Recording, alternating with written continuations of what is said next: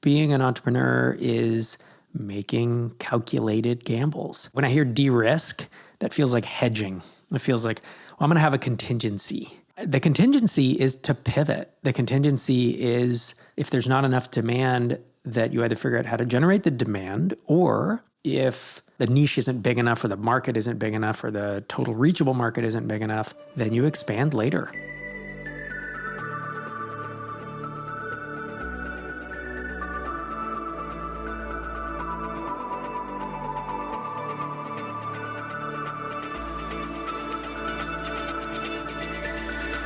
You're listening to Startups for the Rest of Us. This is the podcast that focuses on helping founders build incredible businesses that don't make a dent in the universe, but might just change your little corner of it.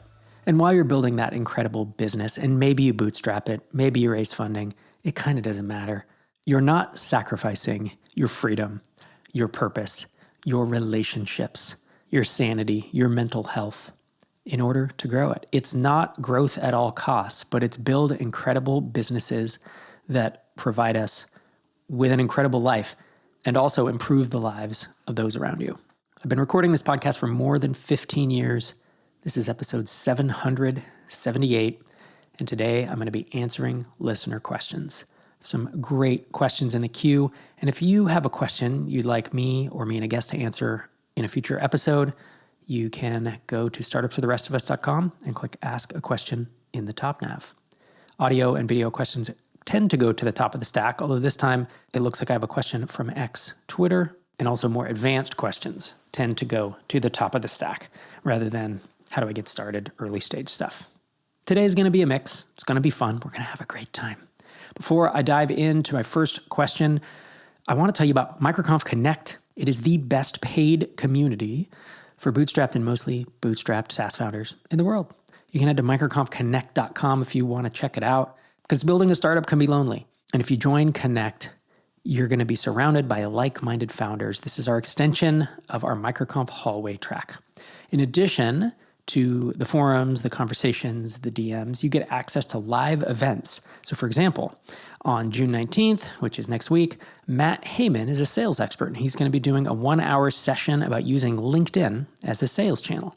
And it will be a live virtual event, meaning you can join via, I don't know, what is Zoom or whatever we use, but you're there in real time and you can ask questions. If you want to apply, because we do not let everyone in, we are pretty quick on the draw to not let folks in who are trying to infiltrate and, let's say, reduce the value of the community by them trying to sell stuff or being whatever. You get the idea. We try to keep the quality of the participants and the quality of the conversation very high. We have a full-time moderator who is making sure it's the best community it can be. microconfconnect.com if you want to check it out. And with that, let's dive into our first question, which this one is actually a thank you and some feedback about Tiny Seed Tales.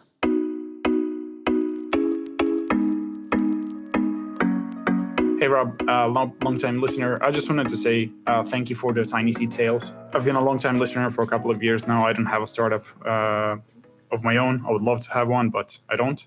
And the Tiny Seed Tales just showed me, how much uncertainty there is behind a business that has been backed by you guys, by a business, by a person that sounds like they have an idea what they want to do, and they still cannot find product market fit, which is, really, really helpful. I love all of your episodes. I love listening to them. I love listening to all of your guys' experience and what you go through and suggestions. But Tiny Seed Tales showed me, even for a person like that and for a company like that, how much unknown there is. I'm the type of person that's interested in IT. I work as a project manager and a product manager, depending on the company and on the project. But I love coding. I'm very interested in that, but I still, I don't have a startup because I have no idea what to do. I'm having trouble finding the problem to solve, and listening to these episodes with you and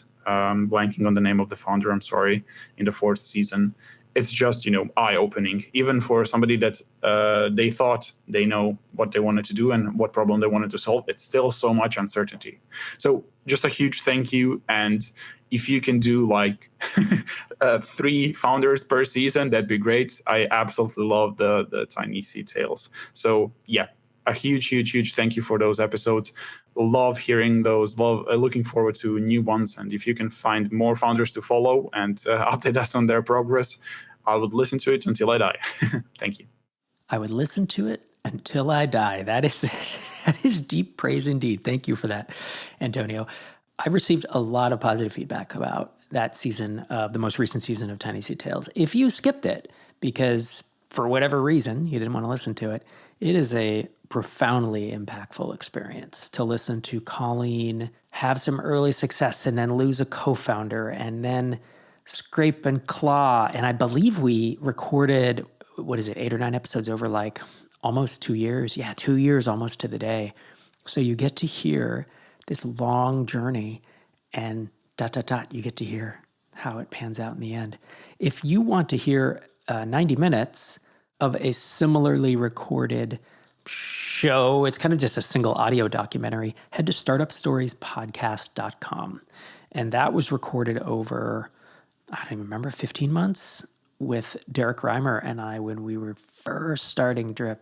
And it is agonizing for me to listen to because it's before we had product market fit, and then it kind of jumps to where we do at a certain point. And that is a similar journey, but perhaps with a different end result. Really appreciate the positive words, the kind sentiments around it, Antonio. And I plan to keep doing it. I mean, Tiny Seed Tales is, I'll tell you what, per audio minute, it is way more work than anything else that we do, just because of the heavy editing and the voiceover and the production value of it. It's also, for me, there's no instant gratification. So I get to record these things over the course of a year. The original idea was to do it over 12 months. Colleen's adventure lasted a lot longer than that. But to record things for a year and not put them out in public is really hard for me because that's where I get the dopamine rush. Is when I launch a book, when I launch a podcast episode, when I ship a YouTube video. That's when I'm like, yeah, the world is consuming this now. And then I get to hear feedback and thoughts from people about it. So it's actually really hard for me to do that, to wait and to have the delayed gratification. But I have heard from multiple Tiny Seed founders and investors that the reason they wanted to be part of Tiny Seed was because of what they heard on Tiny Seed Tales. And they heard the struggles, the earlier seasons, and they heard the victories of the earlier seasons, just generally heard the thought process, and it made it more human. So I plan to keep producing them, and I'm glad that you have enjoyed this last season. The next season is almost halfway done. And so every couple months, I sit down with the victim/subject of season 5. And fingers crossed, I would love to launch that in September of this year and fall of this year to coincide with Tiny Seed applications opening. But it all depends. These are things we can't predict. I literally don't know if the startup is going to succeed when the season starts. And I don't know how long the season is going to be because we don't know when the story kind of trails out. When do you ride off into the sunset? It's certainly hard to tell at the start. And we will do our best to keep shipping those episodes. So thanks again for your voicemail, Antonio. My next question is about pricing and pilot projects.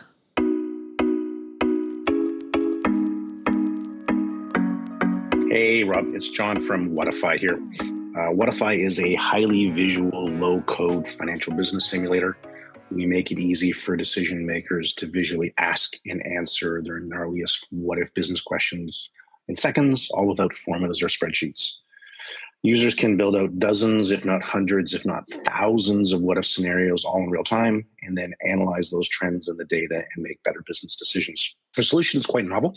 The tech was not easy to build, and we're flirting precariously with some of those category creation type problems that you've mentioned in the past. My background is the visual effects industry, and our go-to-market is targeting large visual effects studios that have this complex relationship between revenue and capacity planning. Artist resources are a huge expense, and our solution proposes a better way to forecast artist resources, reduce overtime, and mitigate unnecessary or poorly timed hires. So my question is about pilots and how to think and not overthink them. For example, we're pitching a pilot for one of the top 5 visual effects studios in the world right now. They did $120 million worth of work in 2022. They've got 1,000 employees. And I think we can help them save between $2 and $3 million a year once our tech is fully implemented. So we proposed a phased pilot. We're focusing on one office, a subset of projects, so they can get a sense of the tech and help us build out more functionality. I subscribe to the theory that pricing should be 10% of the value the customer receives. And here the obvious benefit is that we're going to get sort of brand recognition from a top-tier company. And I also don't want to give away too much value in the process, though. We're still bootstrapped, and I'm trying to recapture some of those sunk costs. So how would you think about pilot pricing, something so different? This is an industry that's been slammed by the writer's strike, and they are cash sensitive right now. Thanks for everything you do, Rob. Appreciate it. Bye. Thanks for that question, John. I like that you called out the charging 10% of the value theory. I think that's a good rule of thumb. It's not something that you have to adhere to, but it's a great starting point.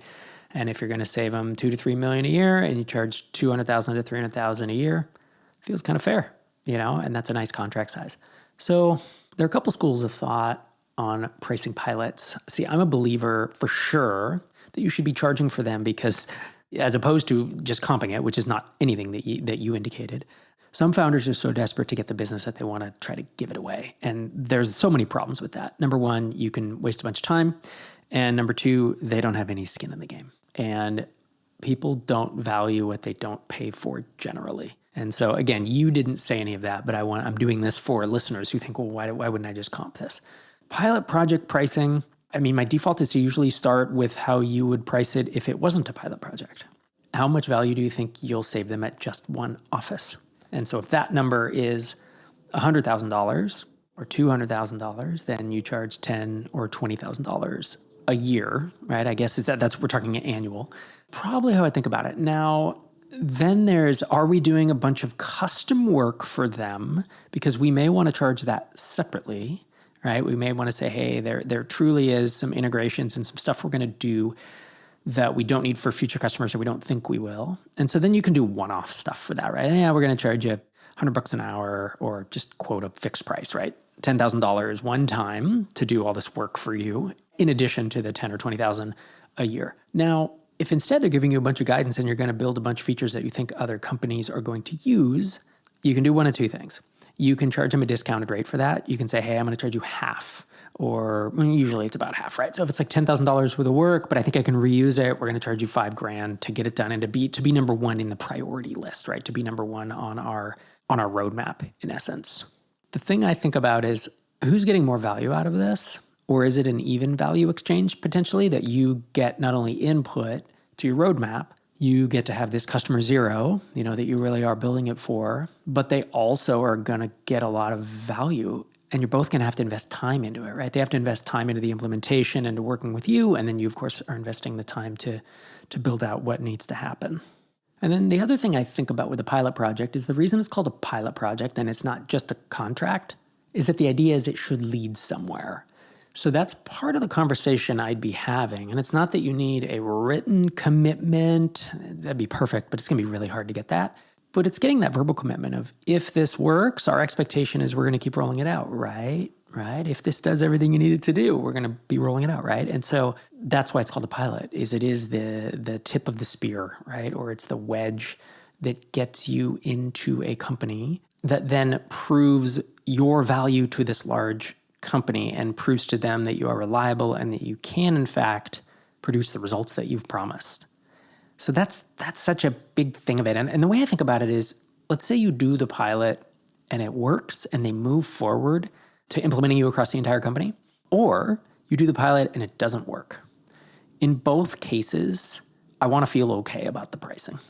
Like if this is the only work I ever do for them, and they basically say, you know what, we don't have the budget, or it didn't work, or leadership change, or whatever else happens, they go out of business. I don't particularly want to be in a position where I'm thinking to myself, oh man, we just did a bunch of work for free. We just ate a bunch of money.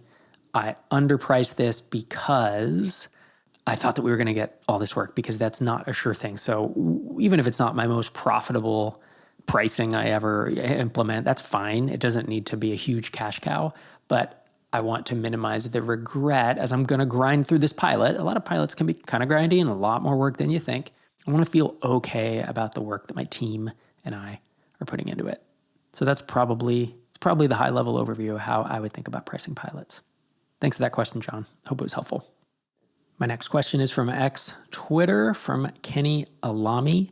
Several months ago, it was almost a year ago now, I said there's a noticeable lack of intermediate and advanced questions on Startups Pod. Do you have any more advanced questions?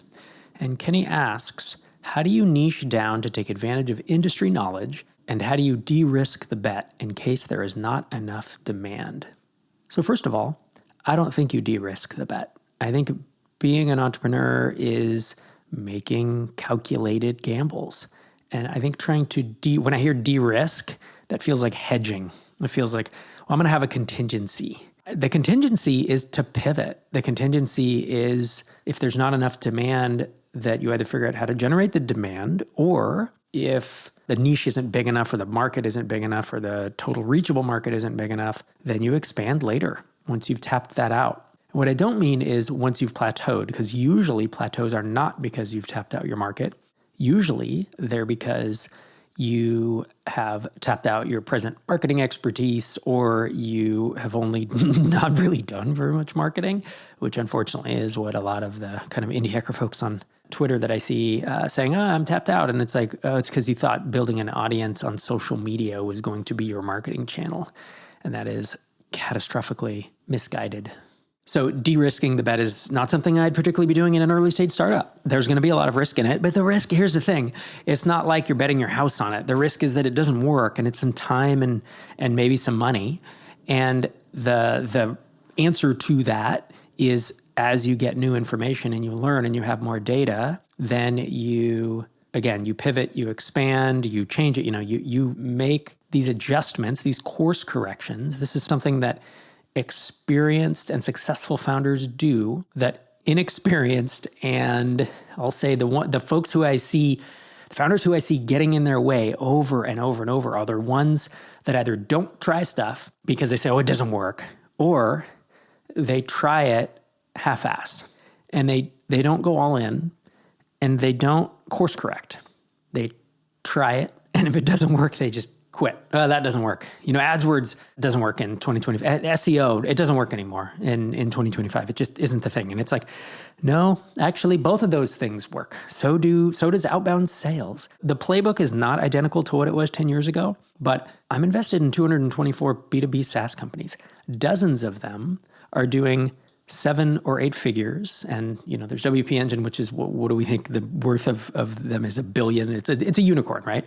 And across all those companies, the successful ones are doing the stuff that I hear some people saying it doesn't work in 2025. Well, if it doesn't work, then how is it working for these companies that are growing? So all that said, de-risking, course corrections, it's what, experienced founders do. Now, how do you niche down to take advantage of industry knowledge? Kind of hard to answer without a specific, so I'm going to invent a contrived example. Let's say that I have industry knowledge of electrical construction, because let's just say my dad worked in construction for 42 years and my older brother still works in it, and I worked in it for many, many, many years. I could think about any app, about an accounting app, about a booking link, like a scheduling link. I could think about a calendaring app. I could think about project management. I could think about anything and then say for electrical contractors, or more broadly, like for the trades. We think of the HVAC and electricians, your plumbers, your carpenters, your GC, your general contractors. Any of these things could be narrowed down or niche down. And usually, if I'm a bootstrap founder, I'm going to probably try to focus it on one of those, but I'm going to be open to others. I'm going to be open to where the interest is highest, right? I'm going to be looking for where the thing that I have in mind sparks that twinkle in their eye. I'm looking for when they have that moment of, wow, this could really help me in my business. And usually I'm not coming up with a solution. Usually I'm poking at a problem that they have, right? What problem does your idea solve and for whom? Don't tell me your idea. Tell me what problem it solves and for whom. That's what I'm thinking about. And so the way I would niche down is probably to start pretty small and then kind of keep my ears open as to, are there other verticals that are requesting this for me? There's a tiny seed company right now that was serving one vertical of car dealerships, and then rental car companies came about, and they have been looking at both of them now, and because they kept their head on a swivel and because they kept their ears open. And there's a balance here. You can go too far and listen to everybody and be like, well, we're going to have 20 ICPs. Or you can go too narrow and not listen and say, well, we're only going to have one, and keep our head down and not make any possibility that that's going to happen, not be open to it. Neither of those is probably correct. One of the hardest parts of being a founder is making hard decisions with incomplete information. And all the information is incomplete, especially in the early days. Till you're, what at some number, 5 million, 10 million, 100 million in annual recurring revenue, everything's incomplete. Even at those points, it's still not super complete, but at least you have a more mature business. So in these early days, that's how I'd be thinking about it is I niche down. My H1, it says I'm for this type of contractor. My sales conversations, my landing page, whatever I'm doing is focused on a particular niche. If you think about the early days of Drip, I picked a couple of ICPs. One was SaaS founders because I had that reach, and another quickly became information product and course creators. These days it'd be called makers or the creator economy or whatever. That term didn't exist back in 2012 when we started building it, but it quickly became apparent. I didn't have a ton of reach into that second category, but really quickly realized it was a valuable market. Bloggers came along as well because bloggers and those course creators, there's a lot of overlap. It's not a one-for-one Venn diagram, but there's a lot of overlap. So I allowed, our number of ICPs to expand as I felt the demand. I felt the market pull from these different verticals. And while I didn't have expertise really as a course creator, I had a little bit, right? Because I sold Micropreneur Academy, which was a membership site, and I'd sold books and stuff. But it isn't how I identified for sure. And yet we could listen to them and listen to their feature requests and, have solid conversations with them. Even though I knew SaaS so much more, it was still, I think, the right decision. I think it really helped accelerate our growth to be open to adding, and expanding even early on our focus. So thanks for that question, Kenny. Hope it was helpful. My next question is from Mike about starting a business like Sidekick.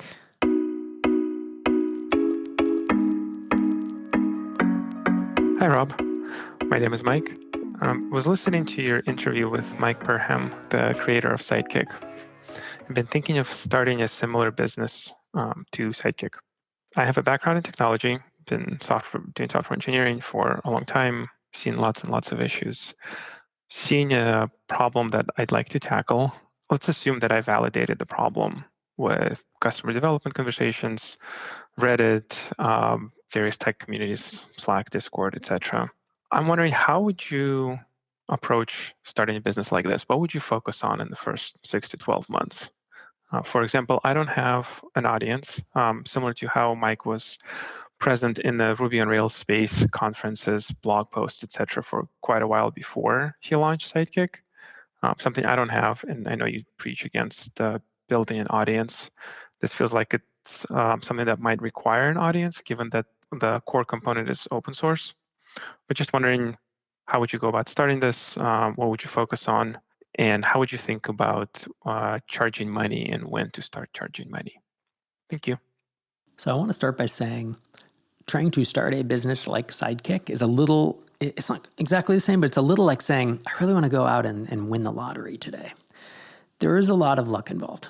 And it's not to take anything away from Mike Perham, but on the episode, do you remember how many open source projects he launched that just didn't get traction?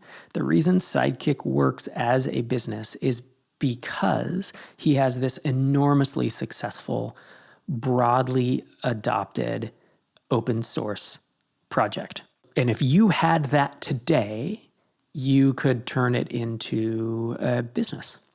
And so the question then is, how do you get that? Now, I've never done that. I have talked to people and watched people who have done it, and usually it's unfortunate. Usually there's a ton of luck involved. It's shocking that I do think it's a repetition. It's like you got to get a bunch of shots on goal to do it. Now, with that said, what I'm not saying is build 100 open source projects in 100 days and launch them. I do think there is some logic to this of research and thinking about where are the other open source projects failing. This would be hard because there obviously are a ton already out there.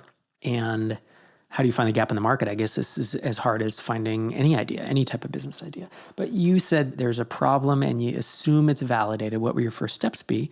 My first steps would be, I want to launch an open source project that is going to get traction. And so I would look at every open source project that I know of that I've seen get traction, and I would study how they did it. So I'd listen to all the other interviews with Mike. I would listen to, early interviews with Matt Mullenweg if he did them. Just pick an open source project that is wildly successful. Adam Wathan's Tailwind, CSS, and there's a ton of them out there, right? How did they get traction in the early days? There was probably some belief in the developer. Did most of these developers have some kind of audience before they launched it? I'm guessing they did. So in that case, you probably want to go against my advice. So my advice is not that you shouldn't build an audience. I get misquoted on this a lot.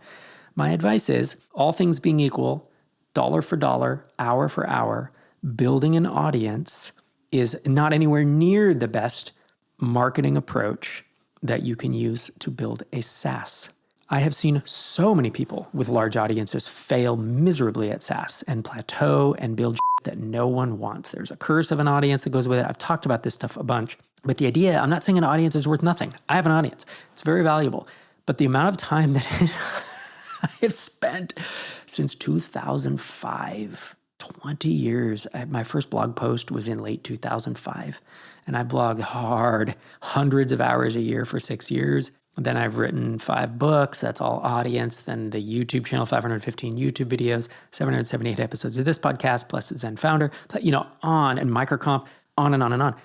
Great. So now I have an audience. I'm not saying it's not valuable, but there are shorter routes to marketing your SaaS product. So that's really what I'm saying is the amount of time invested, you'd be better off getting better at other things. But when I say that, I'm saying for SaaS. So if you were doing info products or courses, I'd say build a audience. Absolutely. That's a reason that why am I building an audience? Why do I have an audience? Because we sell SaaS, info products, event tickets. We're an accelerator. We're not SaaS. Similarly, open source projects.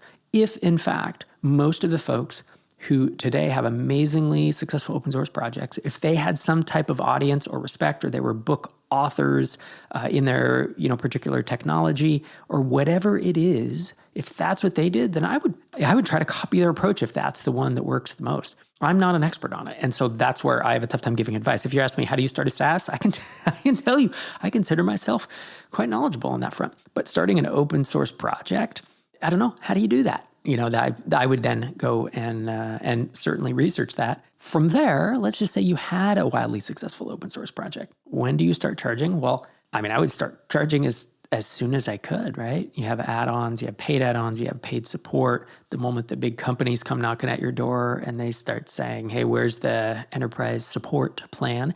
It's been a while since I talked with Mike about Sidekick, but frankly, he's criminally underpriced. He's leaving a lot of money on the table, and he knows that. I believe I pointed that out in the interview, that it could be a much more lucrative business. It could be a larger business, and he gets to make that choice of keeping it to a single developer with no employees and to keep his pricing simple. And that's the choice he makes. I would make different choices, but that's okay. We're bootstrappers. We don't have to agree on this stuff, right? He can run his business in the way that he wants. But I would say to Mike, the question asker, be careful. We all want to start a business like Sidekick. I want to run I forget what his revenue is, 3 million, 4 or 5 million, single, no employees or whatever, single founder. I want a business like that too, but I am under no illusion that I could just go do that. Like, that's not just going to happen. It's going to be a tremendous amount, not just of work. It's going to be a ton of hard work, which usually I'm fine to put in. Obviously, you need some skills. I think there's going to be quite a bit of luck involved with it. And unless you do have that audience could offset that. If you have more audience, you need less luck. Yeah, that's that part I'm not sure about. But so I would just caution you on thinking, it's cool to have that goal. but I think it's going to be quite the uphill battle to try to build a business like Sidekick, because there just aren't that many. So thanks for that question, Mike. Hope it was helpful. And my last question of the day comes from Anonymous.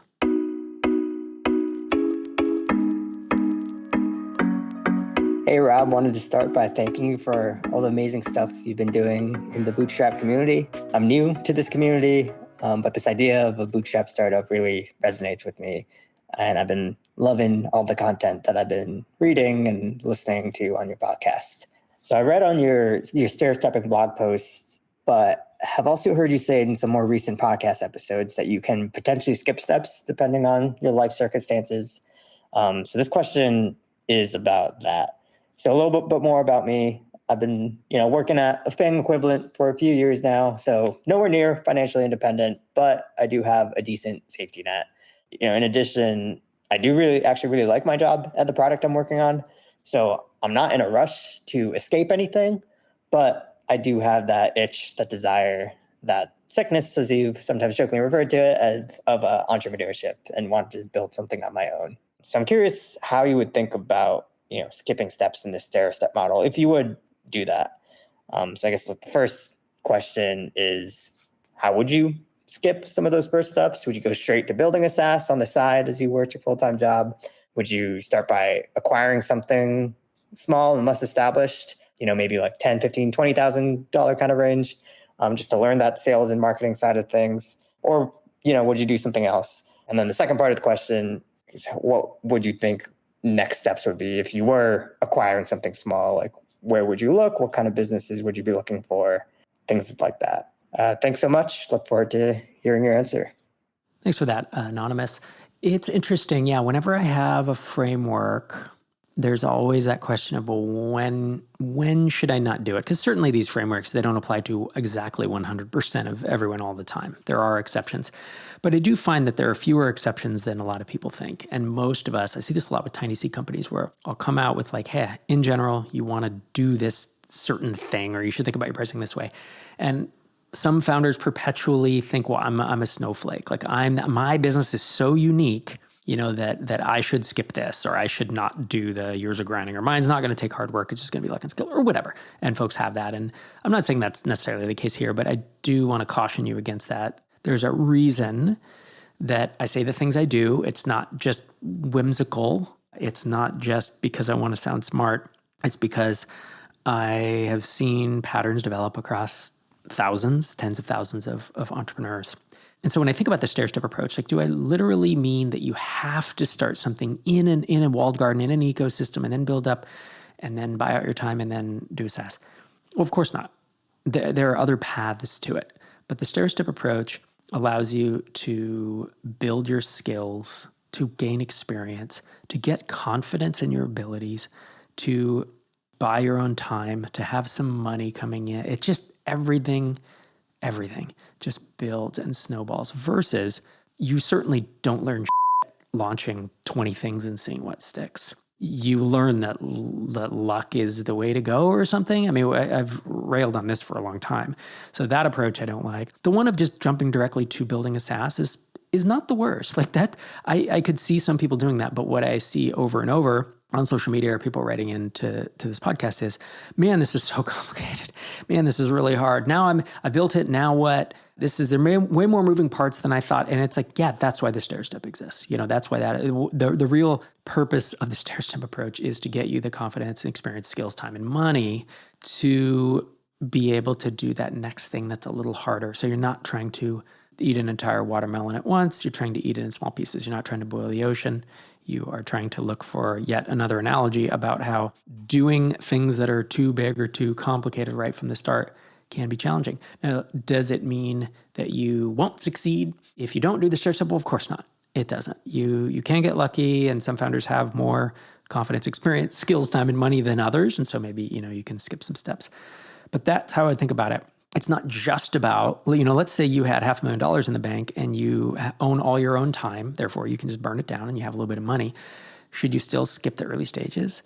I mean, do you have the confidence, the experience, and the skills to build, launch, market, support, grow, manage engineers, do all these things to a SaaS? If you've never done it, probably not. Like, it's really fucking complicated. I don't know how else to say how complicated and how hard it's going to be. If you've never done it, you just don't know. And I'm not saying that to toot my own horn or the horn of SaaS founders around the world. It is just one of the more complicated businesses you can build on the internet. Because building a content website or an email newsletter, there's hard work that goes into that. But you grind, you get better, you can just do it. E-commerce is not as complex now. E-commerce is a pain in the ass with products and physical things and maybe manufacturing. Yeah, there's things. But ask anybody who has tried to start a SaaS, even when they have multiple successful businesses under their belt. If they haven't done SaaS before, it completely knocks them on their ass in general. That's what happens. And most people underestimate how hard it is. And that is the point of the stair-step method. So should you skip? I don't know, probably up to you. Do I think people should acquire more businesses than they build? I do. And in fact, several of my early successes were actually acquisitions. And for years, I preached this to anyone who would listen. And no one wanted to listen. It became this thing of like, well, I don't want to buy it. Well, what if the code quality is low? Well, how do I know what's good? Well, how am I taking a gamble? Well, I just want to build my own thing. I really want to. And fine, I heard that enough. I listened to the market. I pivoted my approach. I pivoted my message from these early days, but I love acquisitions. If you can find, think about, I made $1 million from Hittail. I spent $31,000 on that thing, and all the revenue plus the exit sale price was $1 million. It completely changed our life. It had like a 90% net profit margin too, because it was just me with a couple contractors. I bought that. I couldn't have gotten there that quickly. It would have taken me years longer to build it and find product market fit and do it, but I was able to acquire it. .NET Invoice, I acquired that. And that changed my life, not in the way of, it made us wealthy, but it showed me that I could really do this and that I had the skills, and I learned a ton. Talk about stair-stepping. It wasn't part of an ecosystem because there weren't these app stores back then, but it kind of just had SEO and then as the marketing channel. And that's what I talk about with stair-stepping is you pick that one thing and it's kind of got one marketing channel. So you're not trying to learn all marketing. You're just trying to learn support and product and shipping and maybe sales if you need. You're learning these other things along the way and you're kind of scaffolded with it. So Invoice was great because it made I guess at a peak it made $5,000 1 month, but it was one-time sales. It wasn't subscription. So it was a lot of months between $2,000 and $4,000, and that made our house payment plus we didn't have car payments, but you get the idea. It was just a lot of extra money for us because I was working full time at the time. Sherry was still in grad school. And so I like acquisitions. And I think if you could, jump to that point of acquiring a full-blown SaaS and you have the money to do it, cool. The challenge with what you said, anonymous in the voicemail, is like buying something for 20 or 30K.